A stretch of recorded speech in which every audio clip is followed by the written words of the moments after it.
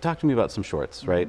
I totally get shorting the stock a few years ago. You just think that all this is an anomaly.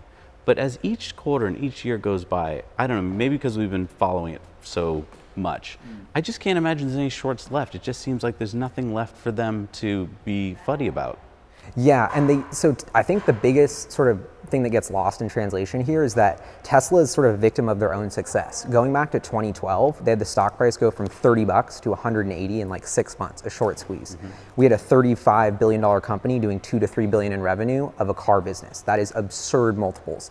So in the past 5 years, we've seen Tesla 10x their revenue to 20 billion, but their company valuation stayed around that $35 billion mark. So it's called, essentially what I think of it is backfilling the valuation. It was just so overvalued as this incredible growth story, had to fill into that. So the shorts for the past 5 years have looked kind of right because the equity price is really flatline.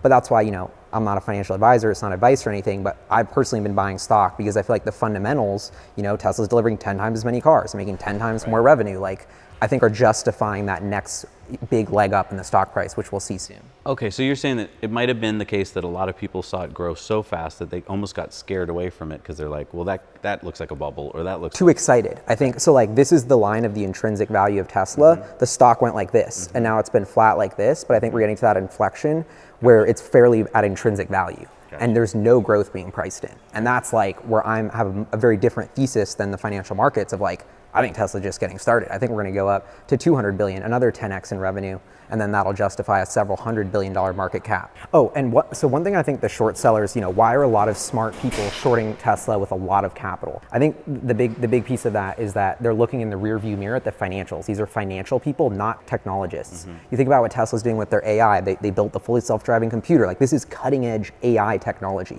There's a handful of people in the world who can understand this and how its impact just like on a technical engineering level, let alone on like a business level. So that's why when I see like all these analysts rate the self-driving tech of these companies, I'm like, some guy who's never coded in his life, who's never worked for a car company is going to tell me who's ahead. Like this is a joke. So I just think when you're thinking about Tesla, instead of looking at the rear view mirror at the financials, you have to look ahead at the technology they're developing. And that's the two camps. The bulls are looking at the tech, the bears looking at the financials.